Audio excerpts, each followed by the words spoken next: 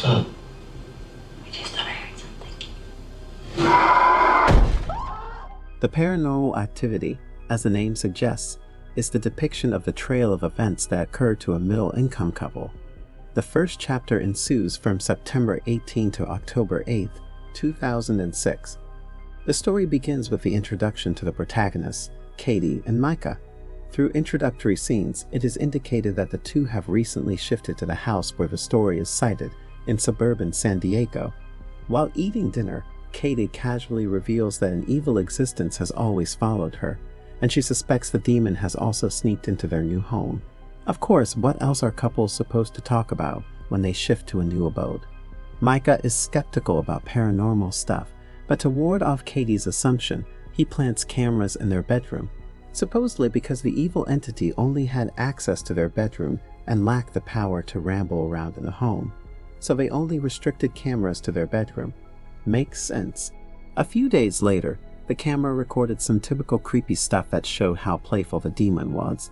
It recorded echoes of footsteps emerging from the hallway outside the bedroom, the hallway light flickering from time to time, and the uninterrupted door movements during nights.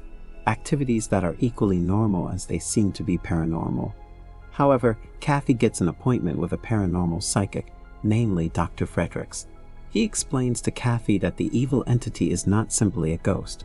Rather, it is a demon who will oppress her no matter where she goes, much like toxic relatives. He further explains the camera is the one thing that can infuriate such creatures, and ghosts take it as negative energy. Micah, a wannabe cool, mocks Kathy's mother, who brings negative energy with her. All three laugh out loud. The scenes with Dr. Fredericks are illustrated so that they reflect the carefree attitude of Micah while highly focused and distressed Kathy. Micah suggests he will summon the demon on the Ouija board, to which the paranormal psychic refuses. He instructs the couple never to taunt or communicate with the demon. According to Dr. Friedrich, it will enable the creature to enter the physical world.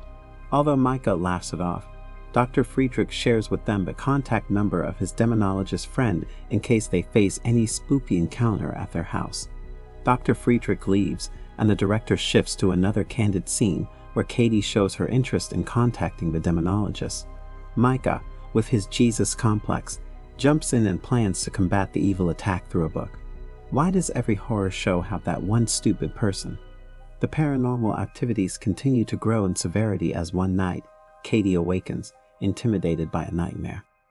The producers of the movie then reveal in the scene that someone whispered in her ears while she was asleep, which could be Micah sleep talking. But as this is a horror movie, it can only be a demon who is probably an insomniac. Despite the overwhelming situation for Katie, Micah ridicules the demon for being impotent, dismissing Dr. Friedrich's statement like students do to their instructors. This aggravates the demon, and the paranormal activities amplify in quantity and severity because the demon in question is quite sensitive. The nighttime noises are exaggerated and turn into growls, screeches, and crashes. On the 13th night of their arrival at their new home, they overhear a thud of a solid object that fell on their floor. This too thrills Micah, who by now has proven himself as a paranoid whose dopamine rush is correspondent to an evil power's aggression. Kathy should be afraid more of her boyfriend than a demon who has proven himself more loyal than the contemporary spouses. Furthermore, the evil soul does not disturb her until its dignity is maintained. So instead of the evil entity, maybe Kathy should just get rid of her paranormal boyfriend. The demon possesses Kathy during the night as she wakes up and stands next to the asleep Micah without moving an inch of her skin for hours. Subsequently, she steps outside the room and sits on a couch, probably in the lounge. Micah senses her absence while he is asleep and looks for her. He asks her to come back into the room, but she refuses, so Micah goes into the room to fetch a blanket for her when Kathy enters the room. The following day, Micah recalls the incident that ensued last night, but he is astonished to know that Kathy has no memory of the previous night. Later, when the couple has planned a date and they are about to leave their haunted home, stubborn Micah brings an Ouija board. He reveals he did not buy the board but instead lent it from one of his acquaintances. Kathy is upset, but Micah does not care, and they both leave the board in the house. The camera then records a weird incident. The planned chat of the Ouija board moves involuntarily and leaves a message for the owners of the house. Minutes later, the Ouija board catches fire. On their return from the serene date, Micah is surprised by the recorded video and shows it to Kathy. She freaks out and emphasizes calling the demonologist. Still, our cool hero, who is not bothered by paranormal activities and takes a demon as his paying guest, overlooks the Ouija board incidents. To my dismay, Kathy again does not try calling a psychotherapist. Micah assures her that he can resolve the issue by himself and everything is under control. Yeah, a burning Ouija board is for sure an under control situation. Micah continues to live in the book's paradise and is ambitious to find his solution to the book. Meanwhile, Katie calls her friend Amber to exhaust her feelings. She insists on calling the demonologist. To combat the situation and collect solid proof of an evil existence in their home, he covers the hallway floor with powder. Shortly after their heads touch the pillow, they are awakened by a strange voice. They see footprints of some supernatural species headed towards the attic. Following the mysterious footsteps, they reach the attic and find Katie's childhood photo, which appalls her. According to Katie, that picture was burnt in her previous house. She is now terrified, which strengthens the power of the demon. She calls the demonologist, but because another character was maybe out of budget, the producers bypassed his appearance through a call that implied he was out of the station. With amplified powers, the demon is now disciplined enough to do his job during the 9 to 5 corporate hours as well. Katie senses his breath in the daytime, and the couple's picture frame is out of nowhere cracked. They call Dr. Friedrich, honoring him as their guardian angel, but he is also terrified of dealing with the demon. He claims his presence will only frustrate the demon, so he must leave the house as soon as possible and promises to send his help to them. Yes, you are right. The coward paranormal psychic fled away. Meanwhile, Micah discovers a word on the Ouija board. He finds an article in the metaverse regarding the word. That word was the name of a possessed girl who existed in the 1960s. Micah assumed the demon was the same in both cases. On the 20th night, the demon pulls Kathy from her bed and drags her out to attack her. Micah goes to rescue her. The next day, the cameraman gives a close shot of Kathy's belly bitten by the demon. This aggravates Micah, and he decides to leave the house. He starts packing his belongings and preparing to vacate the house when he finds Kathy unresponsive in the room. They flee the house and shift to a motel.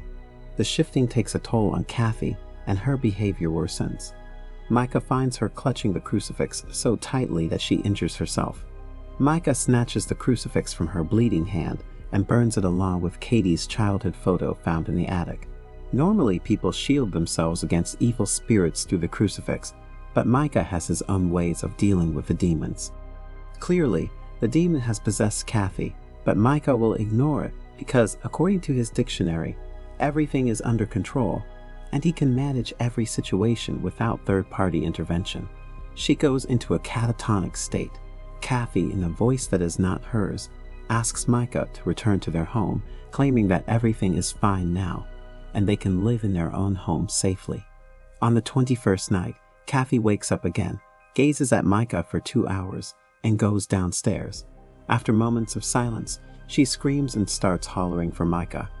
He rushes downstairs. The screen shows no chaos, and the clamor is in thin air. The viewers then listen to heavy steps proceeding toward the staircase. The editors fast forward the scene where Micah's dead body is hurled toward the camera, which makes it even more dreadful.